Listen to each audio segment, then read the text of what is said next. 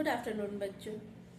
आप जानते हैं कि मैं अनुभव हूँ और बायोलॉजी वाली अनुभव मैम के नाम से मेरा यूट्यूब पे चैनल है, जिसमें हम लोग NEET 9th 10th 11th 12th NTSC Olympiad की प्रिपरेशन करते हैं। अभी जो हम लोग के बैचेस चल रहे हैं वो 12th का बैच मैंने स्टार्ट किया है। जेनेटिक्स का, जो आपको पता है ना, हायर वेटेज का टॉपिक जो है वो जेनेटिक्स है, तो जेनेटिक्स से स्टार्ट किया। जेनेटिक्स में भी मॉलिक्यूलर बायोलॉजी एंड इनहेरिटेंस वाला चैप्टर जो है वो अभी हम लोग कवर अप कर रहे हैं। बहुत छोटा सा टॉपिक है एक, the search of genetic material. The search of genetic material, जैसा कि आपको पता होगा कि इससे प्रीवियस चैप्टर में जो है ये एक फैक्टर नाम से एक वर्ड इंट्रोड्यूस हो गया था कि कोई फैक्टर है जो जनरेशन टू जनरेशन ट्रांसफर होता है। उसमें बहुत सारे साइंटिस्ट हम लोगों ने पढ़े थे, मेंडल पढ़े थे और भी बहुत सारे साइंटिस्ट थे। अभी उसको नहीं डिस्कस कर रहे, लेकिन पर्टिकुलर जेनेटिक मटेरियल क्या है, उसका क्या वो है, बायोकेमिकल नेचर है, क्या नेम है, वो अभी तक आइडेंटिफाई नहीं हो पाया था। तो जेनेटिक मटेरियल जो आइडेंटिफाई होना, मेंडल से लेके इस चैप्टर में जो अभी हम पढ़ेंगे कि जेनेटिक मटेरियल कहाँ पे कैसे आइडेंटिफाई हुआ, उसमें बहुत लंबा टाइम लग गया। ठीक है बच्चों, तो ये जो the search of genetic material में एनसीईआरटी ने जो फर्स्ट दे रखी heading, that is transforming principle. Transforming principle क्या होता है बच्चों? जैसा कि नाम से ही अंडरस्टूड है कि ट्रांसफॉर्मेशन हो रहा होगा किसी चीज का, राइट? Transforming principles. ठीक है, ये दिया किसने था? फर्स्ट ऑफ ऑल तो ये किसने दिया था? फैक्ट किसने दिया था के साथ इसका ईयर, यही मैं आपको बोलना चाह रही हूँ कि किसने दिया था और इसका ईयर, ये दोनों जो है वो आप लोग क्या करा करिए, जो भी आपके चैप्टर जो भी स्टार्ट होता है, जो भी पर्टिकुलर चैप्टर स्टार्ट होता है, जैसे हम लोगों ने सेल पढ़ा, सर्कुलेटरी सिस्टम पढ़ा, उससे रिलेटेड जितने साइंटिस्ट हैं, जितने ईयर्स हैं, वो एक पेज में कहीं नोट डाउन कर दीजिए। चैप्टर आप अलग जो है पढ़ रहे हैं, अलग नोट्स बन रहे हैं, वो एक पेज, सिर्फ एक पेज में ही जो है, हर एक चैप्टर से एक पेज मोर देन सफिशियंट है, जिसमें आप साइंटिस्ट और ईयर, जब भी आप चैप्टर पढ़ रहे हैं, जब भी आप जो है उसके वो लगा रहे हैं, PYQs कर रहे हैं, जब भी आप उसकी प्रैक्टिस कर रहे हैं, रिवीजन कर रहे हैं, उस पेज को एक बार जो है वो जरूर रिवाइज कर लीजिए। उस पेज से आपका डेफिनेटली एक क्वेश्चन तो बनेगा ही बनेगा। तो फ्रेडरिक ग्रिफ्थ जो है 1928 में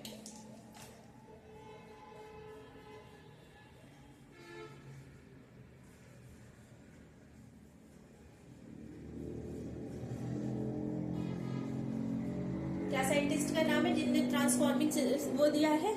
आई थिंक ये दिखाई नहीं दे रहा है, सॉरी, मैं इसको फिर से लिख दे रही हूँ। Give me a second.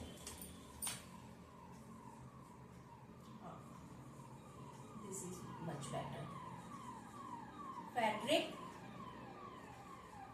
Griffith at 1928। ये मैंने अलग से क्यों लिखा है?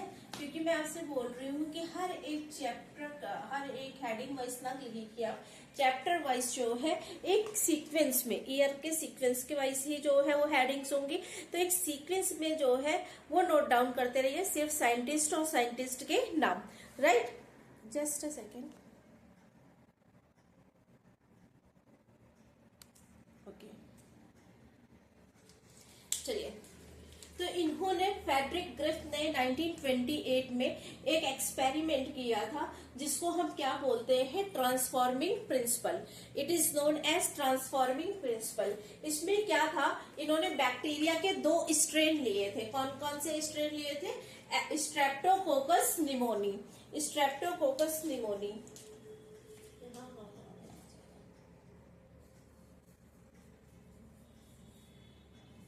Streptococcus pneumoniae.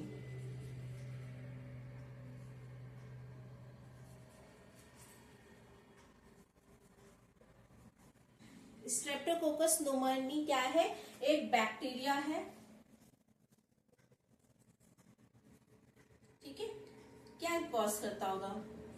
इसके तो नाम ही में इसका आंसर है, क्या कॉज करता होगा बेटा? ये निमोनिया। इसके 2 स्ट्रेन इन्होंने लिए, बैक्टीरिया के 2 स्ट्रेन लिए, उसका कल्चर कराया, ठीक है। देखिए, एक जो है, एक कल्चर प्लेट में इन्होंने एक स्ट्रेन और दूसरी कल्चर प्लेट में इन्होंने दूसरा स्ट्रेन लिया। हुआ क्या कि एक स्ट्रेन जो था उसके ऊपर पॉलीसेक्राइड या म्यूकस की कोटिंग थी और एक स्ट्रेन जो है उसमें पॉलीसेक्राइड या म्यूकस की कोटिंग नहीं थी। अब उससे क्या होता है बच्चों, जिसमें म्यूकस की कोटिंग है तो उसके पास क्या है, एक एक्स्ट्रा कवरिंग लेयर है, एक एक्स्ट्रा प्रोटेक्टिंग लेयर है। तो वो हो जिसमें भी इंसल्ट किया जाएगा, जो भी जिस बॉडी में भी एंटर करेगा, उसके होस्ट के इम्यून सिस्टम से जिसमें पॉलीसेक्राइड की कोटिंग है वो डिस्ट्रॉय नहीं होगी पॉलीसेक्राइड की कोटिंग, तो वो इन्फेक्टेड होगा। ठीक है, वो इन्फेक्शन कॉज कर सकता है। और जिसमें ये इस जो है पॉलीसेक्राइड या म्यूकस की कोटिंग नहीं है वो इम्यून सिस्टम से अफेक्टेड हो जाएगा, उसकी डेथ हो जाएगी, वो इन्फेक्शन कॉज नहीं कर सकता। इसी बेस पे दो स्ट्रेन थे, दैट इज एस स्ट्रेन, ठीक है, S strain and R strain. S strain जो है उसमें कैसे बैक्टीरिया थे,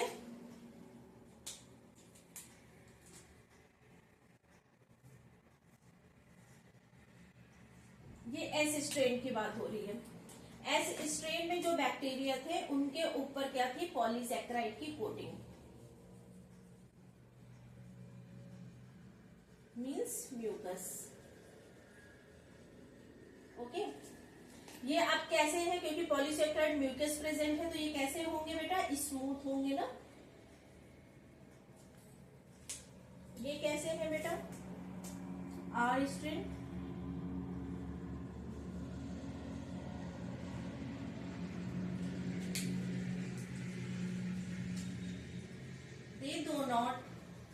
they don't have mucus और पॉलीसेक्राइड कवरिंग। आर स्ट्रेन के पास जो है वो पॉलीसेक्राइड या म्यूकस की कवरिंग नहीं है, एस स्ट्रेन के पास पॉलीसेक्राइड या म्यूकस की कवरिंग है। अब ये क्या होगा, जब ये जो है होस्ट में एंटर करेंगे, किसी भी ऑर्गेनिज्म में एंटर कराया जाएगा, इसको इंसर्ट कराया जाएगा बच्चों, उस टाइम पे क्या होगा कि इनसे इन्फेक्शन होगा, दे कॉज इन्फेक्शन, क्योंकि ये जो पॉलीसेक्राइड की कवरिंग है, जो म्यूकस लेयर है, ये होस्ट का इम्यून सिस्टम इसको डिस्ट्रॉय नहीं कर पाएगा। ठीक है, तो ये क्या हो जाएगा, ये इन्फेक्शन कॉज करेंगे, मीन्स इससे क्या होगा बेटा, निमोनिया, और अल्टीमेटली जिस भी ऑर्गेनिज्म में हम इंसर्ट कर रहे हैं उसकी क्या हो जाएगी, डेथ। ये तो हो गया एस स्ट्रेन की बात। लेकिन आर स्ट्रेन में बच्चों क्या होगा, आर स्ट्रेन में पॉलीसेक्राइड की कवरिंग नहीं है, तो इसका मतलब ये कैसे होंगे, ये इन्फेक्शन कॉज करेंगे, दे डज नॉट कॉज इन्फेक्शन। क्यों, क्योंकि ये डिस्ट्रॉय हो जाएंगे, जो हमारा होस्ट होगा उसके इम्यून सिस्टम से ये डिस्ट्रॉय हो जाएंगे, तो ये दे डज नॉट कंटेन और कॉज द इन्फेक्शन।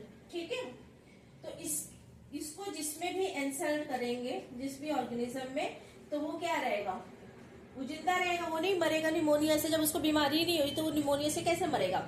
तो ये दो टाइप के स्ट्रेन थे। अब ट्रांसफॉर्मिंग प्रिंसिपल क्या कहता है, उससे पहले हम इसको समझ लेते हैं, उसके बाद हम ये तो इतना तो समझ में आ गया कि दो टाइप के बैक्टीरिया हमने लिए, दो स्ट्रेन लिए। एक स्ट्रेन के ऊपर जो है पॉलीसेक्राइड या म्यूकस की कवरिंग है, एक स्ट्रेन जो है उसके ऊपर पॉलीसेक्राइड या म्यूकस की कवरिंग नहीं है। और बच्चों, जो इन्फेक्शन कॉज करता है उसको हम क्या बोलते हैं, वायरेंट। ये टर्म एनसीईआरटी में दिया है, तो इन्फेक्शन के लिए, जो इन्फेक्शन कॉज करता है उसके लिए। ठीक है, तो अब देखिए, यही सेम जो यहाँ डायग्राम में मैंने आपको बताया, यही ये थ्योरी में एनसीईआरटी की थ्योरी है।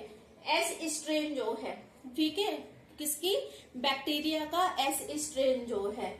अब देखिए, किसी ना किसी पे तो टेस्टिंग होगी, किसी ना किसी को तो बलि का बकरा नहीं होगा। तो इस केस में साइंटिस्ट ने किसको बलि का बकरा बनाया है, हमारे चूहों को, बेचारे चूहों को। आपको पता होगा सबसे ज्यादा चूहों पे या फिर जो है मंकी पे टेस्टिंग होती है, यही होता है ना। हम अपने ऊपर तो कोई भी टेस्टिंग नहीं करेंगे ना, क्लिनिकली जो है वो नहीं सही है। तो एस स्ट्रेन जो इसमें भी हमने जिस भी माइस में इंजेक्ट किया, जिस भी चूहे में इंजेक्ट किया, उसकी क्या हो गई बेटा, डेथ हो गई। माइस विल बी डाई। क्यों डाई हो गए, क्योंकि उसका जो है उस इम्यून सिस्टम उस पर वर्क नहीं कर पाया, जो म्यूकस लेयर थी, और इसने इन्फेक्शन कॉज कर दिया, मीन्स निमोनिया कॉज कर दिया, और निमोनिया की वजह से उसकी डेथ हो गई। किसकी, माइस की। ठीक है, तभी ये क्या है बेटा, वायलेंट स्टेज। अब आर स्ट्रेन बेटा कैसा है, आर स्ट्रेन में क्या है, रफ है। क्यों रफ है, क्योंकि इसमें म्यूकस की कवरिंग नहीं है, ये होस्ट सिस्टम इस पे एक्ट करेगा और जो है ये निमोनिया नहीं कॉज कर पाएगा। तो इसको जब इंजेक्ट किया हमने माइस में, तो क्या हुआ, माइस जो है वो अब जिंदा है इस समय, माइस विल बी लाइव। अब क्या किया इन्होंने, ये दो कंडीशन तो इन्होंने देख ली। इसके बाद इन्होंने क्या किया, जो एस स्ट्रेन था, जो इन्फेक्टिव स्ट्रेन था, जिससे इन्फेक्शन कॉज हो रहा था बच्चों, उसको इन्होंने क्या किया, हीट किल्ड। आपको पता होगा हीट किल्ड करने से क्या हो जाएगी, उसकी डेथ हो जाएगी बैक्टीरिया की। तो इसको एस स्ट्रेन को इन्होंने क्या कर दिया बच्चों, हीट किल्ड कर दिया। ठीक है, अब इसको इंजेक्ट किया इन्होंने किसमें, उसी में सेम, बलि का बकरा हमारा एक ही है, दैट इज माइस। अब क्या हो गया, माइस लाइव है। इसका मतलब क्या है कि अब इसने इन्फेक्शन कॉज नहीं कर पाया। क्यों, क्योंकि हीट किल्ड है। ठीक है, हीट किल क्या है, स्टरलाइजेशन का ही तो मेथड है। आप लोगों ने बायोटेक में पढ़ा होगा, हीट किल करने से क्या होता है, स्टरलाइजेशन का ही तो मेथड है। अब फिर इन्होंने एक कॉम्बिनेशन और बनाया, एस जो हीट किल, जो इन्फेक्शन नहीं कॉज कर पा रहा था, उसको हमने आर के साथ ले लिया, जिससे इन्फेक्शन होता ही नहीं था। आप देखिए एस तो इन्फेक्शन कॉज कर नहीं पा रहा है क्योंकि वो हीट किल्ड है, और जो हमारा आर है वो तो ऑलरेडी इन्फेक्शन नहीं करता था। तो जब इस कॉम्बिनेशन को माइस में, चूहे में इंसर्ट किया, तो उस टाइम पे क्या होना चाहिए कि चूहा जो है उसकी लाइफ पे कोई असर नहीं होना चाहिए, उसको निमोनिया नहीं होनी चाहिए, उसकी डेथ नहीं होनी चाहिए, यही तो होना चाहिए। क्योंकि आर स्ट्रेन हमने पहले ही देख लिया, आर स्ट्रेन से कोई निमोनिया कॉज नहीं हो रहा, चूहे की डेथ नहीं हो रही। फिर हमने हीट किल्ड को देख लिया कि जब हम उसको एस स्ट्रेन को हीट किल्ड कर दे रहे तब भी वो उसको चूहे की लाइफ पे कोई असर नहीं हो रहा, वो तब भी जो है वो जिंदा है, उसके ऊपर कोई निमोनिया का असर नहीं है। तो इसका मतलब दोनों से ही निमोनिया पे कोई असर नहीं। तो हम जब इनका कॉम्बिनेशन देंगे उस टाइम पे भी जो जिस चूहे को ये दे रहे हैं उस पर इन्फेक्शन नहीं होना चाहिए, उसमें निमोनिया कॉज नहीं होनी चाहिए, वो जिंदा होना चाहिए। लेकिन हो क्या गया, बहुत ही सरप्राइजिंगली जो है रिजल्ट मिले। कैसे सरप्राइज किया कि माइस की डेथ हो गई, माइस विल बी डाई। क्यों मर जाएगा चूहा, अब हुआ क्या, इससे क्या पता चल रहा है कि इस एस स्ट्रेन से कोई चीज तो थी जो ट्रांसफॉर्म हुई, जो ट्रांसफर हुई, कहा, आर स्ट्रेन में। एस स्ट्रेन से आर स्ट्रेन में कुछ ट्रांसफर हुआ, कुछ ट्रांसफर हुआ, जिसके वजह से ये आर जो है ट्रांसफॉर्म्ड हो गया। ट्रांसफॉर्म्ड, इसका नेचर जो है ट्रांसफॉर्म्ड हो गया। ठीक है, ये अब इनके एक्सपेरिमेंट से हमने ये समझा कि एस स्ट्रेन से कोई चीज, अब हमें ये नहीं पता कि वो क्या चीज है, डीएनए है, प्रोटीन है, आरएनए है, हमें ये कुछ नहीं पता कि क्या ट्रांसफॉर्म हुआ। एक लिविंग जो है वो आर में लिविंग बैक्टीरिया ने अपना जो है वो ट्रांसफॉर्मेशन किया। कैसे किया, जो हीट किल्ड एस स्ट्रेन था उससे उसने कुछ ऐसी चीज ले ली जो अब वो आर स्ट्रेन जो है वो कन्वर्ट हो गया है इन्फेक्टिव स्टेज में, अब वो इन्फेक्शन कॉज कर सकता है।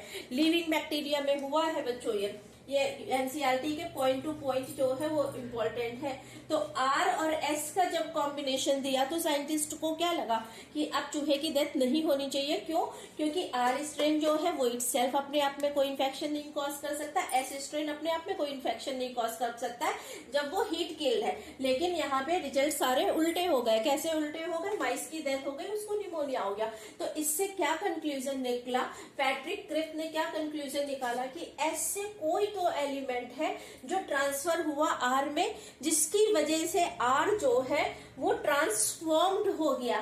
That's why it is known as transforming principle. ठीक है, ये क्या है, अभी तक हमें ये नहीं पता चला है कि क्या ट्रांसफर हुआ, किसकी वजह से आर स्ट्रेन जो है अब वो इन्फेक्टिव स्टेज में कन्वर्ट हो गया है। लेकिन जो है कोई चीज है जो ट्रांसफर हुई है, ये इतना हमें समझ में आ गया। तो देखिए ट्रांसफॉर्मिंग प्रिंसिपल क्या है, वो याद रखिएगा। एस स्ट्रेन आर स्ट्रेन क्या है वो याद रखिएगा कि एस स्ट्रेन जो है वो इन्फेक्टिव स्टेज है, निमोनिया कॉज करेगी। आर स्ट्रेन जो है वो नॉन इन्फेक्टिव स्टेज है। क्यों? क्योंकि जो है इसमें पॉलीसैकेराइड्स की कवरिंग और म्यूकस लेयर नहीं है। बैक्टीरिया लिया था क्रिफ्ट ने, ये ट्रांसफॉर्मिंग प्रिंसिपल से रिलेटेड, ये एक्सपेरिमेंट से रिलेटेड वो पॉइंट बता रही हूँ जो आपको याद ही रखने हैं। पैट्रिक ग्रिफ्ट ने एक्सपेरिमेंट दिया था 1928 में दिया था। बैक्टीरिया पे जो है बैक्टीरिया लिया था, 2 स्ट्रेन बैक्टीरिया के लिए थे, स्ट्रेप्टोकोकस निमोनी। इसको ये क्या कॉज करता है? निमोनिया कॉज करता है। एस स्ट्रेन और आर स्ट्रेन लिए थे।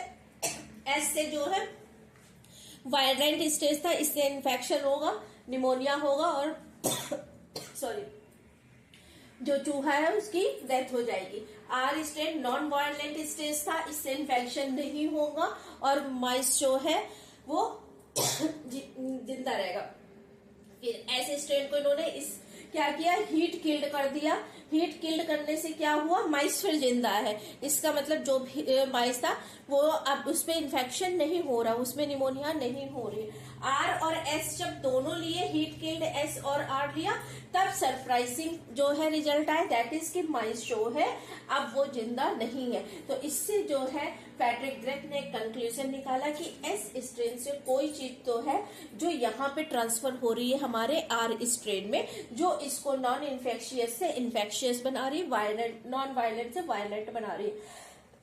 इस प्रिंसिपल को हम क्या बोलते हैं? Transforming principal.